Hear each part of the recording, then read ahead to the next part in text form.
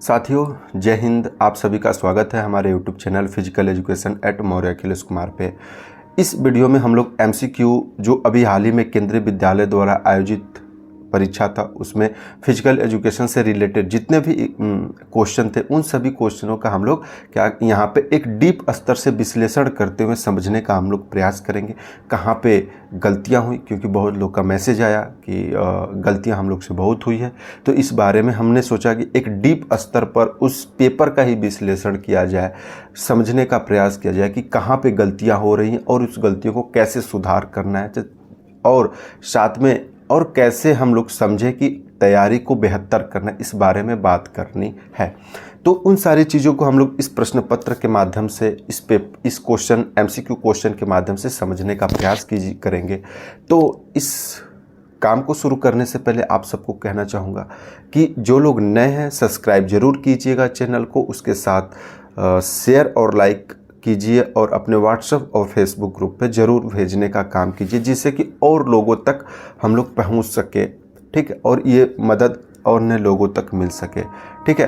तो शुरू करने से पहले आप लोग को ज़रूर कहूँगा सब्सक्राइब शेयर लाइक ज़रूर कीजिए, और फिर आइए हम लोग मिलके उन सारी समस्याओं को देखने और समझने का प्रयास करते हैं। तो साथियों, ये है आपका पहला प्रश्न। शारीरिक शिक्षा और मानव के सभी क्रियाकलापों की और मार्गदर्शित परिणामों चयनित प्रकार का योग है। ये एक स्टेटमेंट दिया गया है कि physical education is the sum of man's physical activity selected as to kind and conduct as to outcome. अर्थात कहने का मतलब है कि जब व्यक्ति शारीरिक रूप से और मानसिक रूप से जब कोई भी एक्टिविटी करता है तो उसको क्या करना चाहिए, उस दौरान संतोषजनक व सामाजिक रूप से निपुण होना चाहिए, जिससे क्या होगा कि वह जिसके लिए वो क्या करता है उन्हीं क्रियाओं को चुनता है जिससे कि उसको शारीरिक रूप से फ़ायदा होता है, ठीक है। वही क्या कहलाती है, हमारी शारीरिक शिक्षा कहलाती है। और इस चीज़ को समझाने का काम कौन करते हैं, J.F. विलियम करते हैं। तो इस प्रश्न का जो सही उत्तर होता है वो कौन सा होता है, J.F. विलियम द्वारा इस चीज़ को समझाया जाता है, बताया जाता है, ठीक है। स्टेटमेंट में ज़्यादा कुछ समझाने बताने वाली चीज़ नहीं होती है। तो फिर आगे के प्रश्न की बात हम लोग कर लेते हैं।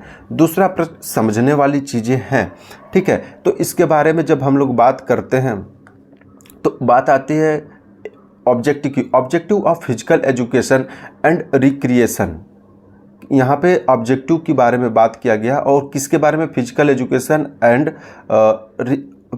एजुकेशन के बारे में बात किया जाता है कि national plan of physical education and recreation, यानी कि जो अपने देश का राष्ट्रीय प्लान है शारीरिक शिक्षा और मनोरंजन का, वो उसने ऑब्जेक्टिव यानी कि उसका उद्देश्य क्या है शारीरिक शिक्षा के माध्यम से, ठीक है। कौन सा उद्देश्य राष्ट्रीय शारीरिक शिक्षा और स्वास्थ्य मनोरंजन योजना में सम्मिलित नहीं है। अंगों की उपयोगिता का विकास, अर्थात कहें तो डेवलपमेंट ऑफ ऑर्गेनिक फिटनेस।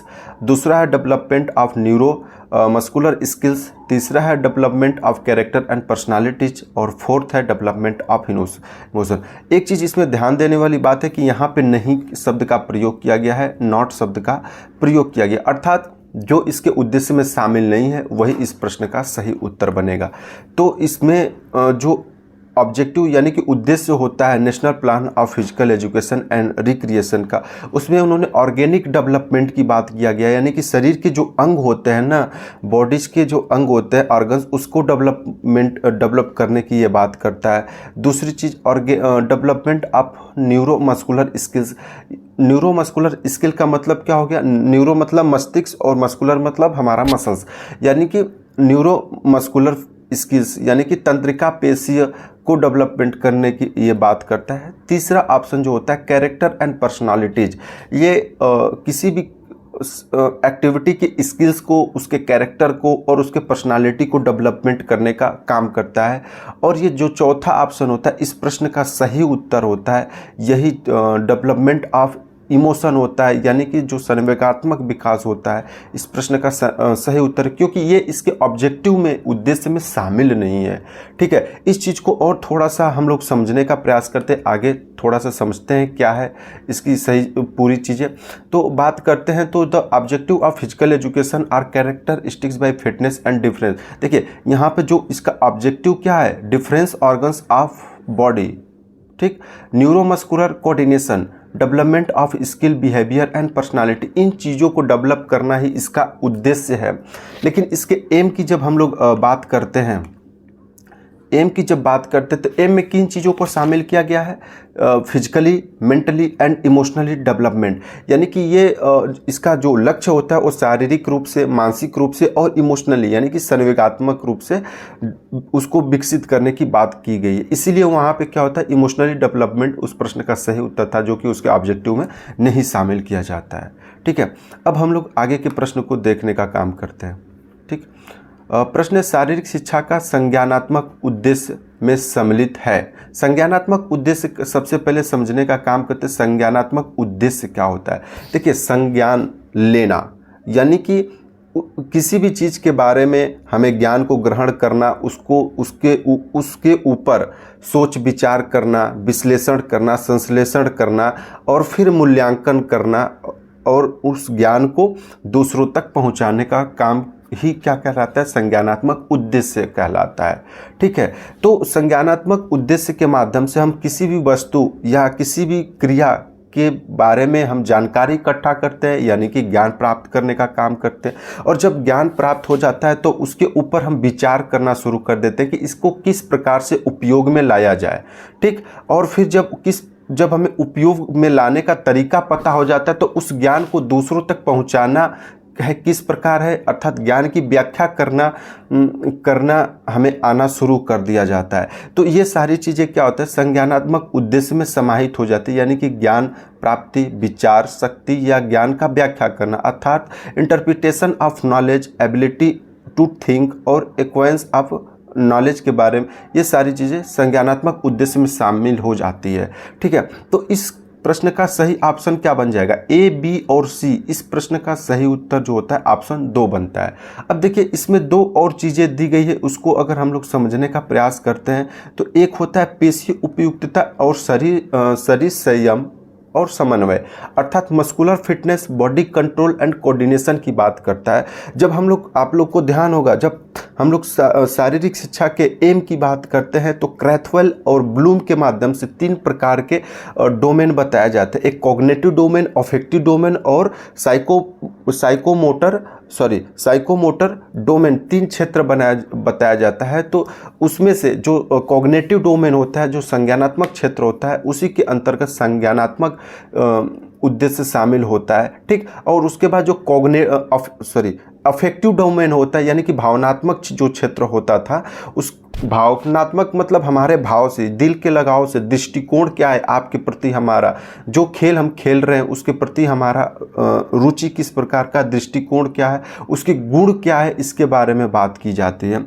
और जो तीसरा उन्होंने बताया था साइकोमोटर डोमेन में 2 चीज़ होते हैं, साइको और मोटर। साइको मतलब मस्तिष्क और मोटर मतलब मसल्स, यानी कि हमारे मांसपेशियां और तंत्रिका के समन्वय की बात की जाती है। इसके माध्यम से क्या होता है कि किसी भी एक्टिविटी को संपादित करने के लिए हमारे पास नियंत्रण होता है। नियंत्रण मतलब बॉडी कंट्रोल होता है, हमारे शरीर के सभी अंगों के बीच एक समन्वय होता है, सभी अंग एक दूसरे के साथ मिलकर सहानुभूतिपूर्वक उस काम को संपन्न करने का काम करते हैं। तो वो सारी चीज, तो ये 2 जो डी और ई है, ये हमारे मनोप्रेरक अर्थात कहें तो साइकोमोटर उद्देश्य में सम्मिलित होते हैं। तो इस प्रश्न का उत्तर आपने समझ लिया। इसको संक्षिप्त में अगर समझने का प्रयास करते हैं तो संज्ञानात्मक क्षेत्र में इन चीज़ों के बारे में बात करते हैं, अफेक्टिव भावनात्मक क्षेत्र में इन चीज़ों के बारे में बात करते हैं, और साइकोमोटर डोमेन के अंतर्गत तालमेल, फुर्ती, संतुलन, सजगता और शरीर नियंत्रण विकास के बारे में हम लोग बात करने का काम करते हैं। ठीक है, अब आगे के प्रश्न को समझते हैं। ये हमारे मांसपेशी से जुड़ा हुआ प्रश्न है, इसके बारे में समझते हैं। What is the following is a correct, क्या सही है इनमें से? पहला, इंडोमाइसियम वर्ब्स इंडिविजुअल मसल्स फाइबर। ठीक, यानी कि इंडोमाइसियम द्वारा एकल मसल्स फाइबर ढका होता है। ठीक, पेरीमाइसियम द्वारा फाइबर समूह ढका होता है। ऑप्शन सी है पेरीमाइसियम द्वारा एकल मसल्स फाइबर ढका होता है, और डी है एपीमाइसियम पूरी मसल्स को ढका रहता है। सबसे पहले अगर हम लोग इन चीज़ों को फोटो के माध्यम से समझने का प्रयास करते हैं तो आइए बेहतर तरीके से उसको समझते हैं। देखिए, सबसे बाहरी लेयर, जो मांसपेशी का सबसे बाहरी लेयर होता है वो क्या होता है? एपीमाइसियम होता है, और उसके बाद जो दूसरा लेयर होता है वो पेरीमाइसियम होता है। पहला लेयर सबसे बाहरी, मध्य का लेयर पेरीमाइसियम, और सबसे अंतिम और अंदर का जो लेयर होता है वो क्या होता है, इंडोमाइसियम होता है।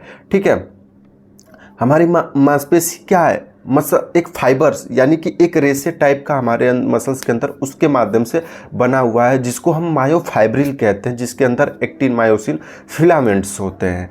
तो अगर मान लीजिए कि ये एक हमारा ये मार्कर पेन है, आप देख ही रहे, ये एक मसल्स फाइबर है ना, तो इस मसल्स फाइबर के ऊपर एक लेयर चढ़ा होता है, उसी लेयर को हम इंडोमाइसियम कहते हैं। और हमारी मसल्स बहुत सारी मसल्स फाइबर का समूह है। तो मान लीजिए कि इतने मसल्स फाइबर इसके अंतर्गत शामिल हो जाते हैं। तो प्रत्येक मसल्स फाइबर के ऊपर क्या होता है, एक एक लेयर होता है, उस लेयर को इंडोमाइसियम कहते हैं। अब इतने मसल्स फाइबर क्या हो गए, जुट गए, तो कई मसल्स फाइबर का ये क्या बन गया, एक समूह बन गया। अब इन समूह के ऊपर क्या हो गया, एक लेयर चढ़ गया, वही लेयर क्या है, आपका पेरीमाइसियम होता है।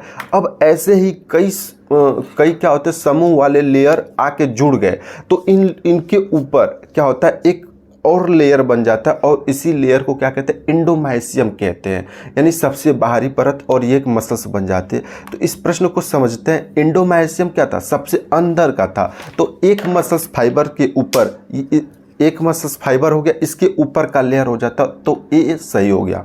ठीक, अब क्या होता है, पेरीमाइसियम की जब हम बात करते हैं तो कई क्या होता है, मसल्स फाइबर, एकल मसल्स फाइबर के ऊपर इंडोमाइसियम ऐसे ऐसे जुड़ गया, तो एक क्या हो गया, समूह बन गया मसल्स फाइबर का। इसके ऊपर जो एक लेयर चढ़ता है वही क्या कहलाता है, पेरीमाइसियम कहलाता है। यानी कि मसल्स जो समूह होता है फाइबर्स का, उसके ऊपर ये ढका रहता है। ठीक है, अब समझिएगा, अब इपिमाइसियम क्या था, इपिमाइसियम को बताया कि मसल्स के ऊपर का लेयर होता है, यानी ऐसे कई बंडल्स होते हैं उसके ऊपर, वही जुड़े होते, तो ये ऑप्शन डी भी सही हो जाता। और क्या था, देखिए पेरीमाइसियम ऑप्शन सी क्यों गलत हो रहा है, क्योंकि पहले ए को हमने सही किया तो सी को तो गलत करना ही पड़ेगा, इसीलिए हमारा सही ऑप्शन कौन बनेगा, ए, बी और डी, यानी कि अर्थात एक इसका सही उत्तर हो जाता है। और इस चित्र में भी वही चीज़ है, देखिए एक मसल्स फाइबर ये है, एकल मसल्स फाइबर के ऊपर जो चढ़ा इंडोमाइसियम है, और फिर कई मसल्स फाइबर के जो समूह ये छोटे छोटे बन रहे हैं इसके अंदर, इसके ऊपर पूरा ये लेयर चढ़ा हुआ तो पेरीमाइसियम हो जाता है। अब कई सारे ऐसे ये पेरीमाइसियम, ये पेरीमाइसियम, ये पेरीमाइसियम, ठीक है, एक मिल के क्या करते हैं, एक मसल्स बनाते हैं, उस मसल्स के ऊपर एक पूरा लेयर चढ़ा हुआ है, ये लेयर क्या कहलाता है, आपका इपिमाइसियम कहलाता है। ठीक, अब आगे के प्रश्न को समझते हैं, हम लोग समझने का प्रयास करते हैं। ठीक है, ये हमारे ऊर्जा तंत्र से रिलेटेड है। ठीक, सॉरी, बात करते हैं। ठीक, कथन, दो स्टेटमेंट दिए हुए, ग्लाइकोलिसिस के एनारोबिक प्रतिक्रिया में ग्लूकोज अणु कई चरणों में पायरुविक अम्ल में परिवर्तित हो जाती है। दूसरा कथन है, ग्लाइकोलिसिस के दौरान यदि ऑक्सीजन कमी होती है तो पायरुविक अम्ल लैक्टिक अम्ल में परिवर्तन हो जाता है। सबसे पहले समझेंगे ग्लाइकोलिसिस प्रक्रिया है क्या।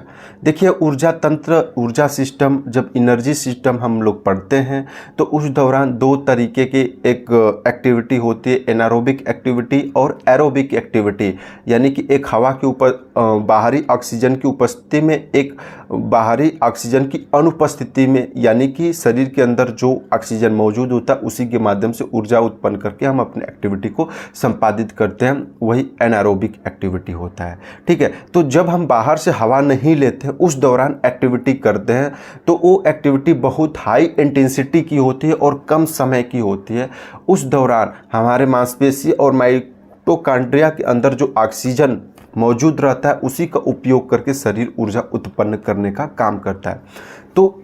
तो उस अवस्था में, यानी कि हवा की अनुपस्थिति में, दो प्रकार से क्या होते हैं ऊर्जा उत्पन्न। तो पहला क्या होता है, एटीपी-सीपी तंत्र द्वारा ऊर्जा उत्पन्न होता है, जो कि 10 से 12 सेकेंड तक ही उत्पन्न करने का काम करता है। ठीक है, उसके बाद दूसरी प्रक्रिया चलती है ग्लाइकोलिसिस प्रक्रिया। ग्लाइकोलिसिस प्रक्रिया के माध्यम से हम आंशिक रूप से ऑक्सीजन का उपयोग करते हैं, यानी कि जैसे कि हमें 200 मीटर दौड़ना है, 400 मीटर दौड़ना है, तो उसके लिए क्या करते हैं, अचानक थोड़ा सा ऑक्सीजन हम श्वास के माध्यम से ले लेते हैं बाहर से, और फिर मतलब हम अपने जो एक्टिविटी होता है उसको कंटिन्यू जारी रख पाते हैं।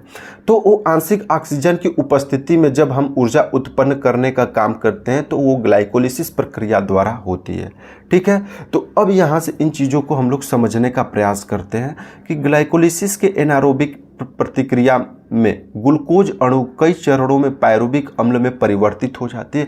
होता क्या है कि जैसे हम लोग पढ़ते हैं ना कि ग्लूकोज से ऊर्जा उत्पन्न होता है, ऐसा नहीं है।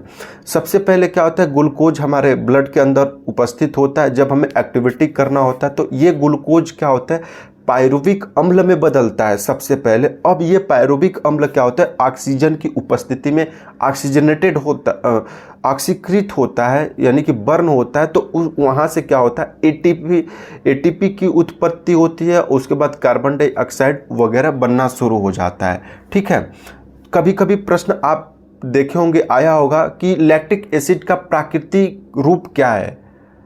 ठीक, तो वो पायरुविक अम्ल ही होता है। तो ग्लूकोज पायरुविक अम्ल में बदलता है और पायरुविक अम्ल क्या होता है, ऊर्जा उत्पन्न करता है ऑक्सीजन की उपस्थिति में। तो यह पायरुविक अम्ल के रूप में परिवर्तित हो जाती है, अर्थात पहला स्टेटमेंट सही हो जाता है। दूसरे स्टेटमेंट के बारे में हम लोग जब बात करते हैं तो बात आता है ग्लाइकोलिसिस के दौरान यदि ऑक्सीजन कमी होती है तो पायरुविक अम्ल लैक्टिक एसिड में परिवर्तित हो जाता है।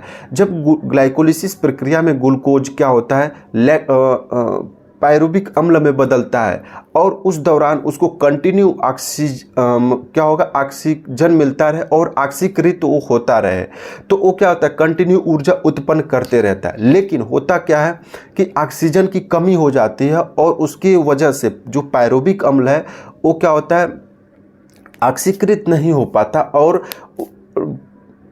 और उसके वजह से क्या होता है कि शेष जो पायरुविक अम्ल बचने लगता है, बर्न नहीं हो पाता या उपयोग नहीं हो पाता, वो क्या करता है, लैक्टिक एसिड के रूप में अपने आप को कन्वर्ट करना शुरू कर देता है। और यही लैक्टिक एसिड क्या करता है, हमारे मांसपेशियों में इकट्ठा होकर हमारे मांसपेशियों के अंदर एक तनाव पैदा करने लगता है, जो कि हमें काम करने से रोकना शुरू कर देता है। ठीक है, तो वो लैक्टिक एसिड में परिवर्तित हो जाता है और दोनों ऑप्शन ही सही है, इसलिए इन दोनों का ऑप्शन क्या होगा, 1 और 2 दोनों ही सही हो जाते हैं इस प्रश्न के। ठीक है, इस चीज़ को थोड़ा सा इस फोटो के माध्यम से समझने का प्रयास करते हैं कि देखिए सबसे पहले क्या होता है, ये ग्लूकोज होता है, ये आपके पायरुविक अम्ल में कन्वर्ट होता है और फिर पायरुविक अम्ल क्या होता है, ऑक्सीजन की कमी के कारण क्या होता है, लैक्टिक एसिड में बदलता है। और फिर जब हम आराम करना शुरू कर देते हैं तो ऑक्सीजन की मात्रा शरीर में बढ़ जाती है, तो यही लैक्टिक एसिड उसी ऑक्सीजन की उपस्थिति में फिर से क्या करता है, पायरुविक अम्ल में बदलना शुरू कर देता है, यानी कि अपने प्राकृतिक रूप में आना शुरू कर देता है। ठीक, ये ग्लाइकोलिसिस प्रक्रिया के बारे में फोटो के माध्यम से समझने का प्रयास किया कि ये ग्लूकोज होता है, ग्लूकोज पायरुविक अम्ल में बदलता है और उसके बाद क्या करता है, पायरुविक डीऑक्सीजनेशन प्रक्रिया के द्वारा माइटोकॉन्ड्रिया में प्रवेश करता है और यहीं पे ऑक्सीजन रहता है। O2 की उपस्थिति में ये एटीपी का निर्माण करना शुरू कर देता है। ठीक है, चीज़ें आपको समझ में आ रही हैं तो आप ज़रूर चैनल को सब्सक्राइब, शेयर और लाइक करना ना भूलिएगा। ठीक है, आगे चलते हैं। छठा प्रश्न है, एल्बोलाई गैस का आदान प्रदान होता है। बी है, एक्सपिरेशन के दौरान बाहरी इंटरकॉस्टल मसल्स और डायफ्राम में संकुचन होता है। सी है, फेफड़े में विनियमित किया जाने वाला वायु की अधिकतम मात्रा वाइटल कैपेसिटी कहलाती है। ठीक है, तो एक एक स्टेटमेंट को हम लोग समझने का प्रयास करते हैं कि स्टेटमेंट क्या है, दे रखा है। ठीक है, तो एक है एल्बोलाई में गैस का आदान प्रदान होता है। चूँकि हम सब जानते हैं कि एल्बोलाई हमारे श्वसन तंत्र का सबसे अंतिम इकाई होता है जहाँ पे गैसों का एक्सचेंज होता है। ठीक, कार्बन डाइऑक्साइड जो होता है एल्बोलाई के अंदर प्रवेश करता है और एल्बोलाई में जो ऑक्सीजन होता है वो रक्तवाहिकाओं के अंदर प्रवेश कर जाता है। किसके वजह से? ठीक, तो ये ऑप्शन सही हो जाता है कि एल्बोलाई के अंदर होता है। दूसरा है एक्सपिरेशन के दौरान। एक्सपिरेशन यानी कि जब हम श्वास को बाहर छोड़ते हैं तो वो प्रक्रिया एक्सपिरेशन कहलाती है। और इस दौरान क्या होता है, जब बाहर सांस हम निकाल देते हैं तो हमारा लंग्स खाली हो जाता है, तो लंग्स में दबाव कम होता है, तो इंटरकॉस्टल मसल्स क्या होता है, अंदर की तरफ दब जाती है और डायफ्राम भी ऊपर की तरफ आ जाता है। तो उस दौरान क्या होता है, बाहरी इंटरकास्टल मसल्स और डायफ्राम में संकुचन होता है? बिल्कुल नहीं। ये देखिए, डायफ्राम और इंटरकास्टल मसल्स दोनों में विपरीत गतियां होती है। एक संकुचित होती है तो दूसरा में प्रसरण होता है, दूसरा में संकुचन होता है तो पहला में क्या होता है, संकुचन होता है। तो एक्सप्रेशन जब बाहर की तरफ हम सांस छोड़ देते हैं तो हमारा लंग्स अंदर की तरफ जाता है, और इस दौरान इंटरकास्टल मसल्स भी क्या होते हैं, अंदर की तरफ जाती है और इसके मसल्स फाइबर पास आने लगते हैं और ये संकुचित होने लगती है। तो ये तो संकुचित हो रही है, ठीक है, इंटरकास्टल मसल, लेकिन डायफ्राम क्या होता है, ऊपर की तरफ आना शुरू कर देता है, अर्थात इसके वजह से उसके जो मसल्स फाइबर होते हैं दूर होना शुरू हो जाते हैं और ये क्या करते हैं, अपने आप को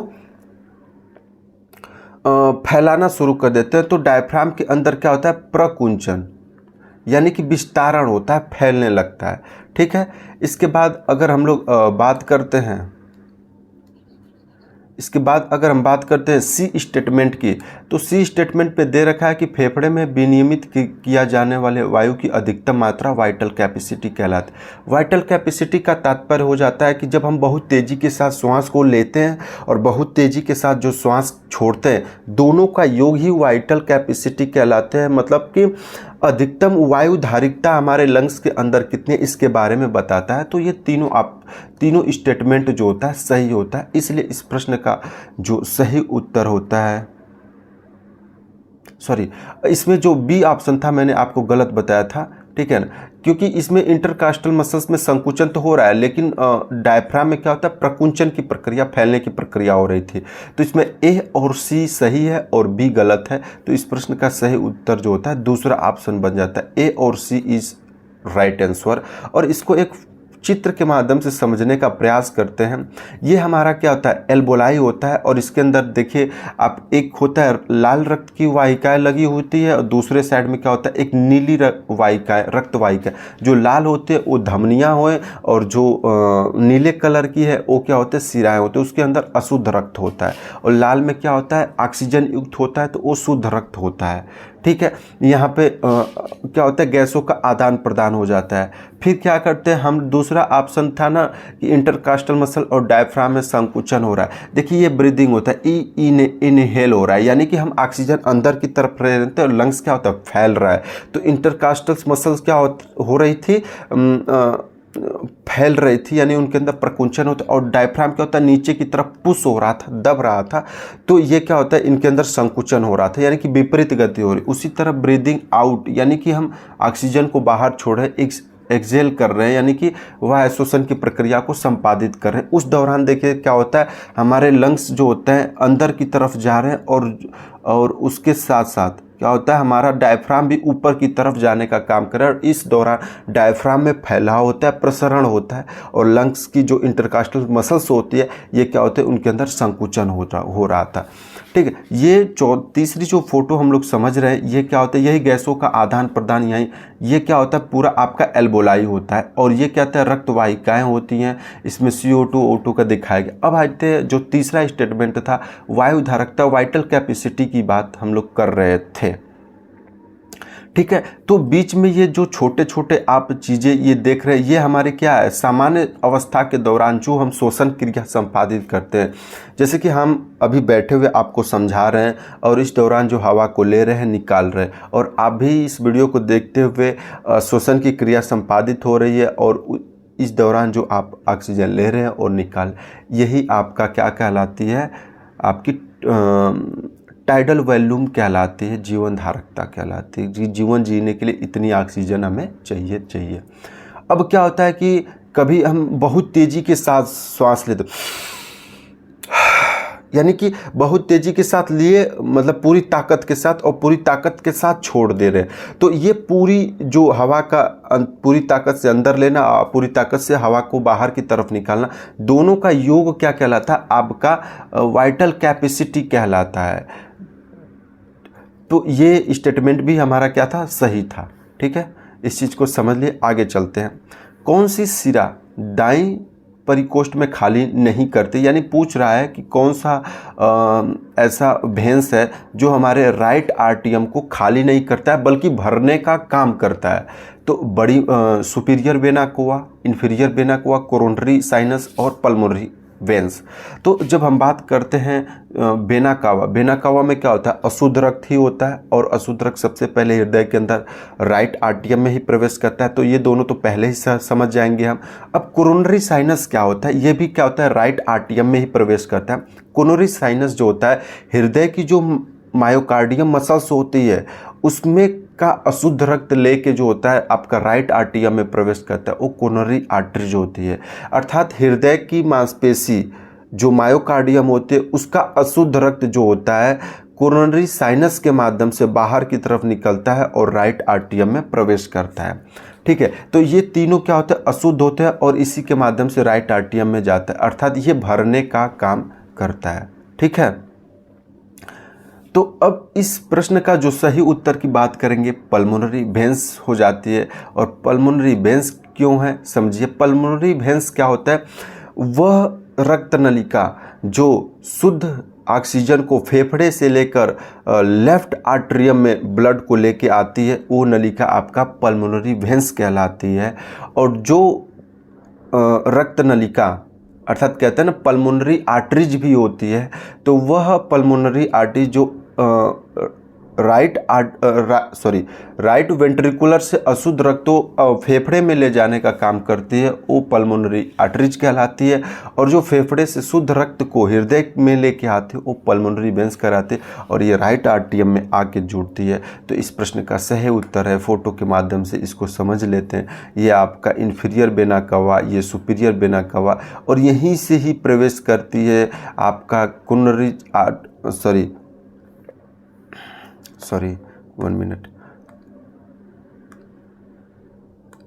यहीं से प्रवेश करती है आपकी कौन सी, कोरोनरी साइनस, यानी कि हृदय के अंदर जो अशुद्ध रक्त था उसको लाने के लिए। ठीक है, और यहाँ से क्या आपका चौथा ऑप्शन जो था आपका पल्मोनरी वेंस, ये आपका राइट आर्टियम में प्रवेश करने का काम करती है, जो फेफड़े से शुद्ध रक्त लेके आती है। ठीक है, आगे के प्रश्न को देखते क्या है। ये वाल्व के ऊपर की बात कर रहा है। ट्राइकस्पिड वाल्व एट्रियोवेंट्रिकुलर वाल्व है, बाइकस्पिड वाल्व एट्रियोवेंट्रिकुलर वाल्व है, सेमिलुलर वाल्व एट्रियोवेंट्रिकुलर वाल्व है, और मिट्रल वाल्व है एट्रियोवेंट्रिकुलर वाल्व। देखिए चारों प्रश्न में ही ये चीज़ें कॉमन दे रखा है, आर्टिकुलर वाल्व है। ठीक है, इसका मतलब हम समझने का प्रयास करते हैं। आर्ट्रियोवेंट्रिकुलर वाल्व, हृदय के ऊपर और नीचे दो भाग होते हैं, एक आर्ट्रियल और एक वेंट्रिकुलर। ठीक है, दोनों को वाल्व के माध्यम से जोड़ा जाता है, तो उसी वाल्व को ही एट्रियोवेंट्रिकुलर वाल्व कहते हैं। अब चूंकि इसमें ट्राइकस्पिड, बाइकस्पिड, सिमिलर और मिट्रल की बात करते हैं, तो जो राइट हृदय होता है, राइट हिस्से का हृदय होता है, उसके एट्रियोल और वेंट्रिकुलर को जोड़ने के लिए 3 वाल्व लगे होते हैं, इसीलिए इसको ट्राइकस्पिड वाल्व कहते हैं। उस एट्रियोवेंट्रिकुलर वाल्व को कहते हैं। ठीक है, अब दूसरा क्या करते हैं कि जो लेफ्ट साइड में आर्टरियम और वेंट्रिकुलर होता है उसको जोड़ने के लिए 2 वाल्व लगे होते हैं, तो इसलिए उसको बाइकस्पिड वाल्व कहते हैं, या उसको मिट्रल वाल्व भी कहते हैं। क्योंकि ये क्या थे, आर्टरियम और वेंट्रिकुलर दोनों को जोड़ने का काम करते हैं ना, इसीलिए इसको आर्टरियोवेंट्रिकुलर वाल्व कह लेते हैं। अब आता है क्या, सेमुलर वाल्व भी क्या आर्टरियोवेंट्रिकुलर वाल्व है? बिल्कुल नहीं। सेमुलर वाल्व क्या है, जिसको हम अर्धचंद्राकार वाल्व भी, ये भी 2 प्रकार के होते हैं, जिसको हम पल्मोनरी वाल्व और आर्टरीज वाल्व के भी नाम से जानते हैं। पल्मोनरी सेमुलर वाल्व ये क्या होता है कि जो हमारा पल्मोनरी आर्टरीज होता है उसके अंदर लगी होती है, और दूसरा सेमुलर वाल्व जो है वो क्या होता है, आर्टरियल सेमुलर वाल्व होता है, यानी कि जो हमारी महाधमनी होती है उसके अंदर एक वाल्व लगा होता है, उसको आर्टरियल सेमुलर वाल्व के नाम से जानते हैं। ठीक है, तो ये आर्टरियोवेंट्रिकुलर का भाग नहीं होता है, इसलिए इसमें जो कथन सत्य नहीं है वही इसका सही उत्तर है, और 3 नंबर इसका सही उत्तर बन जाता है। इसको हम लोग समझते हैं इसके माध्यम से, इस फोटो के माध्यम से। ठीक है, ये होता है क्या आपका राइट, ये होता है आपका राइट आर्टरियम, ये होता है लेफ्ट वेंट्रिकल। ठीक है, लेफ्ट वेंट्रिकल, और इधर क्या होता है, लेफ्ट आर्टरियम होता है, उधर वेंट्रिकुलर होता है। तो इन दोनों को जो जोड़ने वाला वाल्व होता है ना, इसी को ही आप क्या कहते हैं, एट्रियो वेंट्रिकुलर वाल्व कहते हैं। अब चूंकि जो राइट साइड है ना, इसमें क्या करते हैं, 3 प्रकार के वाल्व ऐसे लगे होते हैं, इसलिए इसको ट्राइकस्पिड कहते हैं। और बाएं साइड में 2 वाल्व लगे होते हैं, इसलिए इसको बाइकस्पिड वाल्व या मिट्रल वाल्व भी कहते हैं। अब देखिए यहाँ पे क्या था, 2 चीज़ें थी। यहाँ पर आपका ये पल्मोनरी आर्टरीज है, इसके अंदर एक वाल्व लगी होगी, और ये जो होता है आर्टरीज, सॉरी पल्मोनरी आर्टरीज, ठीक है। यहाँ पल्मोनरी आर्टरीज होता है जो अशुद्ध रक्त क्या कहाँ पे जाता है, फेफड़े के अंदर जाता है पूरा। तो इस यहाँ पे जो होता है आपका जो सेलुलर वाल्व था वो पल्मोनरी सेलुलर वाल्व बन जाता है। और दूसरा वाल्व क्या होता है, एरोटा में लगा होता है, जो कि लेफ्ट वेंट्रिकल से जब ब्लड पंप किया जाता है तो वो एरोटा में जाता है, और एरोटा का जो रक्त वापस ना आए उसके लिए वहाँ पे उसके मुंह पे वाल्व लगा होता है। उस वाल्व को एरोटिक सेलुलर वाल्व के नाम से हम लोग जानते हैं। तो जो एरोटिक सेलुलर वाल्व और पल्मोनरी सेलुलर वाल्व, ये क्या होता है, एरोटा और पल्मोनरी के अंदर लगे होते हैं, ठीक है। अब बात करते हैं हम लोग हृदय के संचालन के विषय में कौन सा कथन सही नहीं है, यानी कि हृदय के अंदर जो संचालन होता है वो किस प्रकार से होता है और उससे संबंधित कौन सी चीज़ें गलत है। ये है इम्पल्सिज। SA नोड में आर्टरियम ऊतकों को दी जाती है। SA नोड साइनो आर्टरियम की हम लोग बात करते हैं। दूसरा है आर्ट्रियोवेंट्रिकुलर नोड, 2 एट्रिया के मध्य स्थित होता है। इम्पल्सिज SA नोड में सीधे परकिंजे फाइबर्स में पहुंचती है, और परकिंजे फाइबर को हिंज और बंडल भी कहते हैं। देखिए SA नोड क्या है, इसको जब हम लोग बात करते हैं SA नोड की, तो जो SA नोड होता है वो साइनो आर्टरियल नोड होता है, और ये क्या करता है, हृदय को गति देने का काम करता है। गति किस प्रकार से देता है, एक प्रकार से मांसपेशियों के अंदर एक वैद्युतीय तरंगे उत्पन्न करता है, और ये क्या करता है, विभिन्न अपने तरंगों के माध्यम से हृदय को पंप करने के लिए उत्तेजित करता है, अर्थात हृदय को गति देने का काम करता है। इसलिए SA नोड को गति प्रेरक या हृदय का पेसमेकर भी कहा जाता है, और इसका लोकेशन जो होता है दोनों आर्टरियम के अंदर स्थित होता है, आर्टरियम के पास में ही होता है, ऊपर की तरफ होता है। उसको हम लोग आगे चित्र के माध्यम से समझने का प्रयास करते हैं, बहुत बेहतर तरीके से हम लोग समझेंगे, ठीक है। ये देखिए आपका ये पूरी इसकी संरचना सिर्फ और सिर्फ पेसमेकर की पूरी संरचना दिखाई गई है। यहाँ पे आर्टरियल या वेंट्रिकुलर की संरचना दूसरे फोटो में यहाँ पे देखने का प्रयास कीजिएगा। यहाँ पे आपका जो लगा होगा वो SA नोड होता है, और यहाँ पे जो लगा है वो AV नोड होता है। ये क्या है, SA नोड है, और ये क्या होता है आपका AV नोड होता है, जिसको आर्ट्रियोवेंट्रिकुलर नोड के नाम से जाना जाता है। सबसे पहले जब साइनोवियल नोड के अंदर वैद्युत तरंगे उत्पन्न होती हैं, तो ये क्या करती हैं, आपके जो आर्ट्रियल होता है लेफ्ट और राइट का, उसको पंप कराते, उसके अंदर उत्तेजना पैदा कर, जब वो पंप कर देता है उसी के साथ ये तरंगे क्या होता है आपका आर्ट्रियोवेंट्रिकुलर नोड तक पहुंचता है, और ये आर्ट्रियोवेंट्रिकुलर नोड जो होता है इस इम्पल्स को, इस जो तरंग को कुछ सेकेंड तक, माइक्रो सेकेंड तक रोकता है। उसके बाद ये क्या करता है, हिंज ऑफ बंडल, या इसको बंडल ऑफ हिंज भी कहते हैं, ये नलिका है, इसके माध्यम से आगे की तरफ प्रसारित करता है, और यही हिंज ऑफ बंडल क्या होता है, आगे चलकर वेंट्रिकुलर के ऊपर ये फैल जाते हैं कई छोटे छोटे तारों के रूप में, और फिर क्या करते हैं, ये आपके वेंट्रिकुलर को पंप करने का काम करते हैं। तो हिंज ऑफ बंडल और पुरकिंजे फाइबर दोनों एक ही चीज़ है, बस पुरकिंजे फाइबर क्या होता है, एक छोटा यूनिट बन जाता है बंडल ऑफ हिंज का, ठीक है। तो जो हमारा प्रश्न था, इस फोटो के माध्यम से आप सारी चीज़ें समझ गए होंगे और तुरंत सही भी कर लेंगे। यानी परकिंजे फाइबर क्या है, हिंज ऑफ बंडल का ही एक छोटा रूप है, तो उसको परकिंजे फाइबर को हिंज ऑफ बंडल भी कहा जाता है, ठीक है। ये ऐसे आर्टेरियल ऊतकों को दी जाती है, एकदम बिल्कुल दे रहा था, ठीक है ना। और उसके बाद आर्टियोवेंट्रिकुलर नोड जो होता है 2 आर्टरिया के मध्य स्थित था, बिल्कुल था। अब क्या था, एस ए नोड सीधे पुरकिंजे फाइबर में पहुंचते, बिल्कुल नहीं। पुरकिंजे फाइबर और एस ए नोड के बीच में ए भी नोड स्थित है। सबसे पहले एस ए नोड के बाद ए भी नोड में जाता है और ए भी नोड उस तरंग को कुछ समय के लिए रोकता है, मतलब कुछ मिली माइक्रो सेकेंड तक। और उसके बाद वो क्या करता है, हिंज आप बंडल में छोड़ उस तरंग को, वैद्युत तरंग को डालता है और फिर वो पुरकिंजे फाइबर्स के माध्यम से पूरे वेंट्रिकुलर को पंप कराने का काम करते हैं। अब आती है, तो इस प्रश्न का सही उत्तर क्या हो जाता है, यही सही उत्तर आप, ये 3 नंबर जो होता है इसका सही उत्तर हो जाता है, क्योंकि ये पहुंचाती नहीं है, तो ये स्टेटमेंट गलत दिया हुआ है, ठीक है। क्यों उस तरंग को रोकता है, इस समझने वाली बात है। तो रोकता इसलिए है ताकि जो आर्टेरियल्स होता है पहले पंप कर जाए और वेंट्रिकुलर उसके बाद में पंप करे। अगर वो रोकता नहीं तो दोनों साथ ही पंप करते हो, फिर आप समझ सकते हैं दोनों साथ ही पंप होगा तो क्या होगा। तो यही आर्टेरियो वेंट्रिकुलर जो नोड होता है उसका काम होता है कि उसकी तरंग को थोड़े लेट पहुंचने देता है वेंट्रिकुलर के पास, ठीक है। अब आगे के प्रश्न को हम समझते हैं। डाइजेशन प्रक्रिया में ग्लूकोज विखंडित होता है, किस में होता है, स्टार्च। इसकी एक उत्तर दे रखा है ना। हालांकि मेरे अनुसार अगर मैं सोचा जाए तो प्रश्न जो होता है थोड़ा सा गलत तरीके से इसको पूछा गया है, ठीक है, क्योंकि ग्लूकोज जो होता है सबसे छोटा यूनिट होता है आपका कार्बोहाइड्रेट का, और स्टार्च सबसे जटिल है। शरीर के अंदर जो होता है एक जो होता है जो ग्लूकोज होता है वो डाइसेकेराइड की ये चीज़ें दिमाग से अभी स्किप कर गई।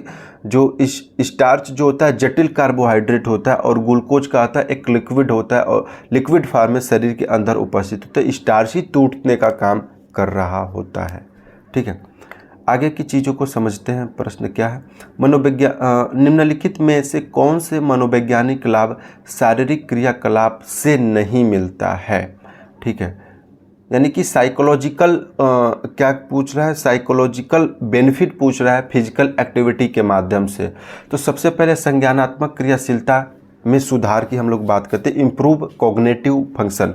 जब हम किसी भी चीज़ को करते हैं, मान लीजिए कि हम लोग किताबें पढ़ रहे हैं, ठीक है, तो हमें थ्योरेटिकल चीज़ें तो दिमाग में आ रही है, लेकिन उसका उपयोग किस प्रकार से करना है, किस प्रकार से दूसरों को समझाना है, उसका किस प्रकार से मूल्यांकन करना है, जब तक हम फिजिकली उस काम को करके नहीं समझते हैं तब तक क्या होता है कि हमारी संज्ञानात्मक क्रियाशीलता में सुधार नहीं आ पाते। यानी कि हमें जब हम थ्योरी पढ़ते हैं तो प्रैक्टिकल करना ज़रूरी होता है, जिसके माध्यम से क्या होता है हमारे ज्ञान, उसके ऊपर अन्य विचार, उसको संश्लेषण करने, उसको विश्लेषण करने, उसको मूल्यांकन करने के तरीके हमें पता चल जाते हैं और हमारी संज्ञानात्मक क्रियाशीलता में वृद्धि हो जाती है। तो ये सही हो जाता है, ठीक होता है। दूसरा आत्मविश्वास और आत्मस्वाभिमान, यानी कि इनहेंस और सेल्फ को कॉन्फिडेंस और सेल्फ इस्टीम में डेवलपमेंट होता है, बिल्कुल होता है। यदि मान लीजिए हम चीज़ें पढ़ रहे हैं, अगर इन चीज़ों को हम कभी देखेंगे नहीं, करेंगे नहीं, तब तक हमारे अंदर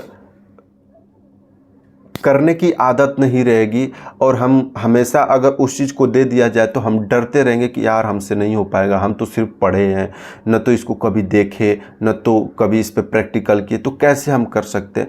तो वो क्या होता है, आत्मविश्वास और आत्मसम्मान जो होता है डाउन रहता है, हम नहीं कर पाते, नर्वस रहते हैं। हमने कहते हैं ना कि जैसे पहली बार आपके अंदर खूब नॉलेज है, लेकिन अगर आप पहली बार उस काम को करने जाते हैं तो थोड़ा सा आपके अंदर एक डर रहता है, अर्थात कहें तो आपके अंदर एक जो कॉन्फिडेंस की चीज़ें रहती है वो डाउन रहती है। तो जब हम बार बार शारीरिक एक्टिविटी के माध्यम से उन चीज़ों को करते रहते हैं तो उससे क्या होता है कि हमारी मांसपेशियां भी उस काम को एडाप्ट कर लेती है, और जब हम उस स्थान पे जाते हैं काम को संपादित करने के लिए, तो हम कहते हैं ना, हम तो ऐसे चुटकियों में ही कर लेंगे, है ना, आराम से उस चीज़ों को बिना घबराए हुए कर लेते हैं। और देखते होंगे जो लोग नए रहते हैं ना, परेशान रहते हैं, यानी उनके अंदर आत्मविश्वास की कमी रहती है। तो शारीरिक क्रिया के माध्यम से भी मनोवैज्ञानिक लाभ मिलता है, जिसमें हम आत्मविश्वास बना रहता है। चित्त वृत्ति यानी इनहेंस, मूड में वृद्धि होना, यानी कि हमने खूब पढ़ा लिखा है, ठीक है, अगर उस चीज़ को प्रैक्टिकली करके हमने नहीं समझा होता है ना, तो जब वो चीज़ें हमारे सामने आती है ना, तो हम नर्वस होने लगते हैं। हमारी जो चित्त वृत्ति होती है, यानी कि उसके ऊपर विचार करने की जो योग्यता होती है वो डाउन हो जाती है। हम कहते हैं यार मूड ऑफ हो गया, छोड़ो हटाओ, हमारे बस की बात नहीं है। वो क्या है, क्योंकि हमने उस चीज़ पर काम ही नहीं किया है, इसलिए हम जल्दी से उस चीज़ से ऊब जा रहे हैं, डर हमारे अंदर आ जा रही है, ठीक है। तो एक्टिविटी करने से वो चीज़ें हमें क्या करते हैं, सुधार होने लगती है, ठीक। ये तीनों चीज़ें तो लाभ के रूप में हमें मिल जाती है, ठीक है, लाभ हो जाता है। लेकिन जब हम बात करें enhance state and treat anxiety, ये देखिए एंजाइटी एक तनाव जो होता है, ये आनुवांशिकी होता है, हर व्यक्ति के अंदर होता है। हाँ, इसमें सुधार की जब हम बात करते हैं, या एंजाइटी तनाव क्या होता है कि एक स्टेट एंजाइटी होती है, दूसरी ट्रीट एंजाइटी होती है। तो जो स्टेट एंजाइटी होती है ये स्थिर होती है, और ट्रीट एंजाइटी जो होती है बदलती रहती है। स्टेट एंजाइटी स्थिर इसलिए होती है क्योंकि ये जन्मजात होती है, ठीक होता है ना। कुछ लोग को कितना भी समझाओ वो चिंतित परेशान हमेशा ही रहते हैं, ठीक ना। कुछ लोगों को देखते होंगे, आपके साथी भी होंगे, कुछ भी कहेंगे तो कहेंगे यार हमें समय नहीं है, मैं कर नहीं पा रहा हूँ, वगैरह वगैरह, है ना। कुछ लोग होते हैं कि उनके ऊपर भी तो दबाव रहता ही है वही चीज़ें, लेकिन वो उस काम को करने के साथ साथ अन्य काम भी आपके साथ मनोरंजन भी कर लेते हैं, पार्क भी चले जाते हैं, नदी के किनारे भी चले जाते हैं, उनको उन चले जाते हैं। लेकिन स्टेट एंजाइटी वाला व्यक्ति नहीं जाता, उसके अंदर बस वही चिंता बनी रहती है। तो इन सारी चीज़ों में क्या होता है, सुधार नहीं होता है। इसलिए इस प्रश्न का जो सही उत्तर हो वो ऑप्शन 4 हो जाता है, ठीक है। अब आते हैं प्रेरणा के ऊपर, मोटिवेशन के ऊपर ये सवाल है। अभिप्रेरणा के चालक यानी कि ड्राइव सिद्धांत के विषय में कौन सा कथन सही नहीं है, ठीक है, इसके बारे में हम लोग बात करते हैं। About drive theory of motivation. देखिए सबसे पहले ड्राइव थ्योरी की जब हम लोग बात करते हैं तो इसको चालना कहते हैं। चलना का मतलब गतिशीलता, यानी कि ऐसी क्या है, मतलब इसको हम चालना का सिद्धांत भी कह सकते हैं या गतिशीलता का भी सिद्धांत करते हैं, जिसके माध्यम से हमारे अंदर एक गति उत्पन्न होती है और हमको प्रेरणा देने का काम करती है। तो सबसे पहले इसको हल द्वारा दिया गया था, और हल ने बताया था कि जैसे कि हमारी कुछ प्राइमरी नीड्स हैं, जैसे कि हम लोग हिरार्चिक नीड थ्योरी में हम लोग पढ़ते हैं ना, हिरार्ची का सिद्धांत। उन्होंने एक ग्राफ बनाया था, तो सबसे पहला पायदान क्या लिखा था, बायोलॉजिकल और फिजियोलॉजिकल नीड्स। वही चीज़ें ड्राइव थ्योरी में बताया जाता है कि जो हमारी मूलभूत चीज़ें हैं, जैसे हमें अर्थात जिंदा रहने के लिए, जीवित रहने के लिए भूख, प्यास, यौन क्रियाएं, उत्सर्जन क्रिया, ये सारी चीज़ें होनी ही होती है। इसके लिए मनुष्य किसी भी स्तर पे जा सकता है। अगर उसको प्यास लगी है, अगर पानी नहीं मिल रहा है, तो वो अपने जीवन को बचाने के लिए किसी से मारपीट भी कर सकता है, यहाँ तक कि जान भी ले सकता है। अगर आपको भूख लगी, अब खाना नहीं मिल रहा है, तो आप सामने वाले के खाना को छीन भी सकते हैं, और उस खाना को पाने के लिए आप चोरी तक कर सकते हैं। तो इन चीज़ों को करने के बारे में इन्होंने बताया था, और फिर बाद में इन्होंने 2 भागों में इसको डिवाइड करने का काम किया था। पहला इन्होंने मौलिक चीज़ों के बारे में बताया, दूसरे को सेकेंडरी रूप में बताया। पहले जो प्राइमरी चीज़ें बताई, जो कि हमने अभी आपको बताया, भूख, प्यास, सेक्स या उत्सर्जन की क्रियाओं के बारे में, ठीक है। दूसरी इन्होंने बताई सेकेंडरी जो पार्ट इन्होंने बताई ड्राइव थ्योरी, उसको हम गौण चालक सिद्धांत भी कहते हैं। अर्थात जो बाहरी चीज़ों के माध्यम से हमें मोटिवेट करता है, जैसे कि हम एक अच्छा खिलाड़ी क्या करता है, अच्छा परफॉर्मेंस करता है, उसके माध्यम से उसके फॉलोअर्स बनते हैं, वो पैसे कमाने लगता है, उसको जानने वाले लोग होते हैं, तो वो और खुश होता है और बेहतर परफॉर्मेंस करता है और बेहतर वो मोटिवेशन को प्राप्त करता है। तो उसके लिए उन्होंने हल ने क्या किया, ड्राइव थ्योरी में 2 भागों में उसको इसीलिए डिवाइड किया था। तो अब इसके ऊपर बात करते हैं। तो मूलभूत प्रेरक तत्व तो क्या आनुवांशिक होते हैं, भूख, प्यास, सेक्स, उत्सर्जन, ये सारी चीज़ें हो जाती हैं। तो ये भी इस प्रश्न का सही उत्तर नहीं है।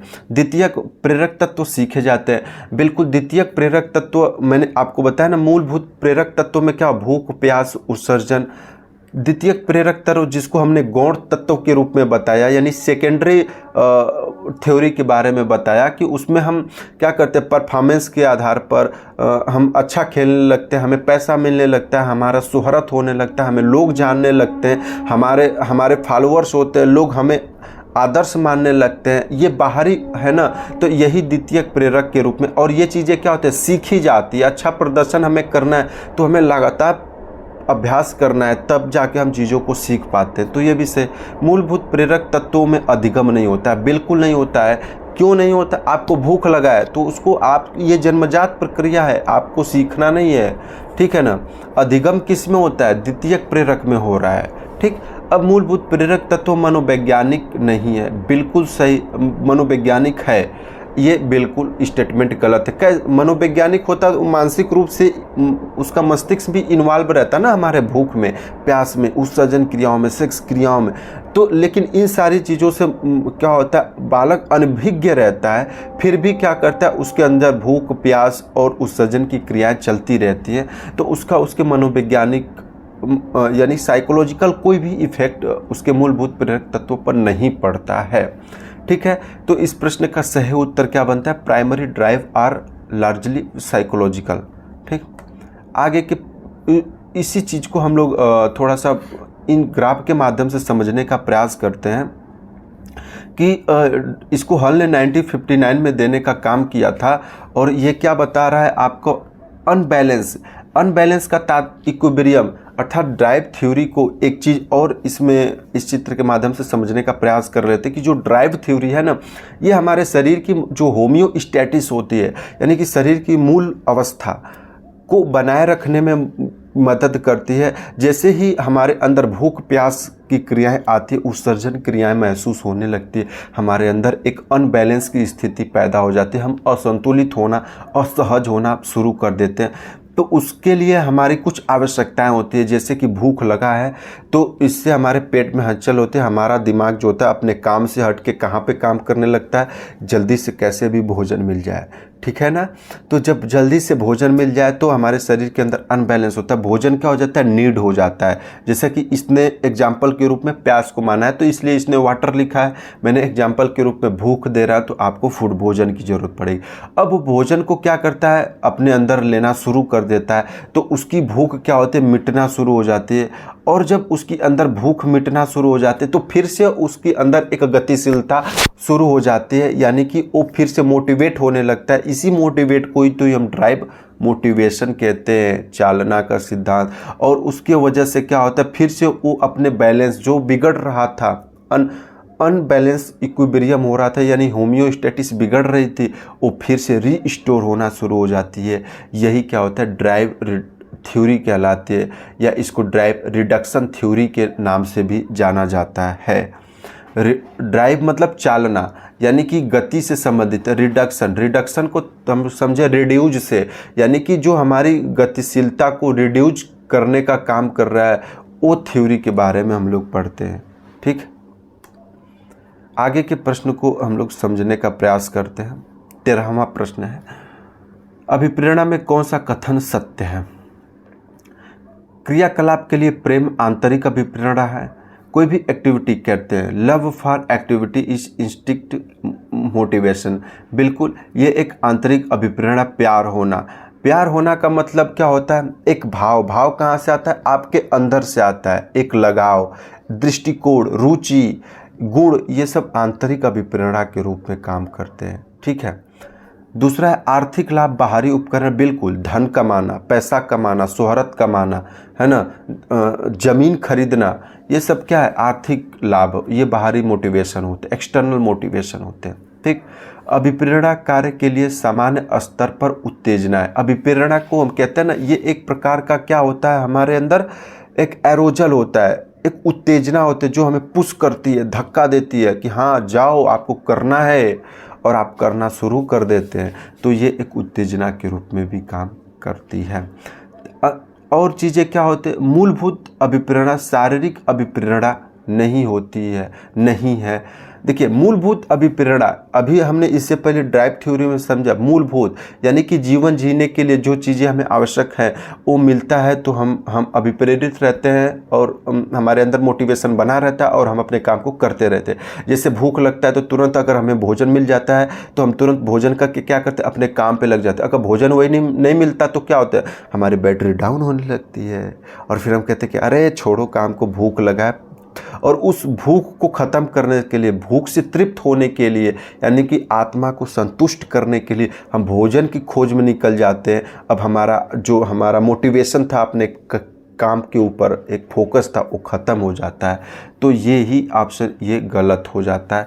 फिर आता है सामाजिक अभिप्रेरणा, एक पुनर्बलन है, रीइंफोर्समेंट है, बिल्कुल है। अब ये कैसे है आप समझिए, जब हम अकेले रास्ते में जाते हैं, एक्सीडेंट, किसी की बाइक पीछे से टच हो जाती है या फिर हम किसी में टच कर लेते हैं तो चुपचाप रह जाते हैं, छोड़ो जाने दो, अकेले हैं क्या करना।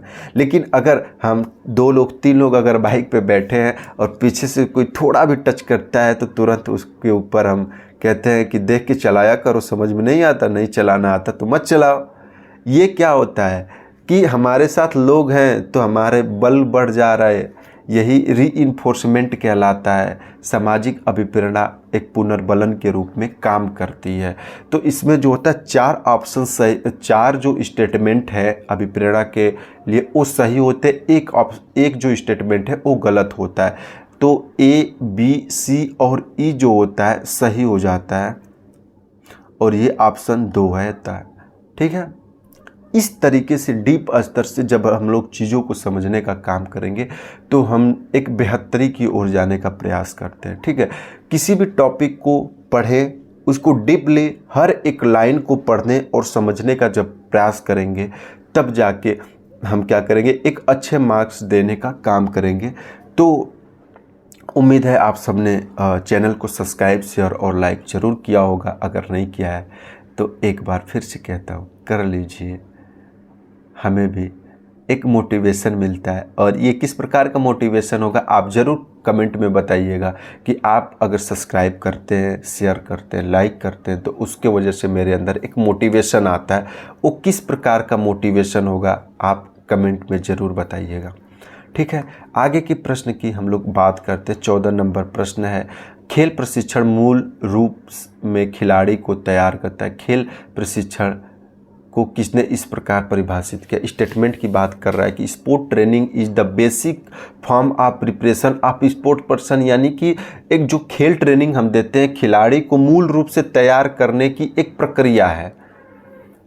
ठीक है, इसको किसने दे रहे हैं, इसी के बारे में इस प्रश्न की बात कर। देखिए आगे इस स्लाइड में कई लोगों के बारे में मैंने स्टेटमेंट लिखा, आप लोगों के सामने किया है कि जो मैटजिवे हैं वो क्या करते हैं, खिलाड़ी की तैयारी की मूल रूप शब्द का प्रयोग करते हैं, यानी कि ये मौलिक रूप है। ठीक है, मतलब एक बेस है। हैरे क्या करते हैं, वो वैज्ञानिक और शैक्षणिक प्रक्रिया को अब बताते हैं और फिर उसके माध्यम से क्या करते हैं, एक योजनाबद्ध विकास करते हैं और उससे खिलाड़ी क्या होता है, एक कीर्तिमान बनाने में सफल हो जाता है। मार्टिन क्या करते हैं कि लक्ष्य प्राप्ति का एक नियंत्रित और नियोजित प्रक्रिया है खेल प्रशिक्षण, और उसके माध्यम से खिलाड़ी क्या होता है, व्यवहार में परिवर्तन के तरीकों का प्रबंध करके वो बेहतर कर पाता है। तो इस प्रश्न का सही उत्तर क्या हुआ, मार्टिन हुआ, जो मूल रूप से तैयारी की बात कर लेते हैं। ठीक है, इसके बाद आगे के प्रश्न को हम लोग समझने का प्रयास करते हैं। कौन सी 5 गामक योग्यताओं का समूह शारीरिक क्षमता कहलाता है? गामक योग्यता, गामक यानी कि मोटर एबिलिटी। ठीक है,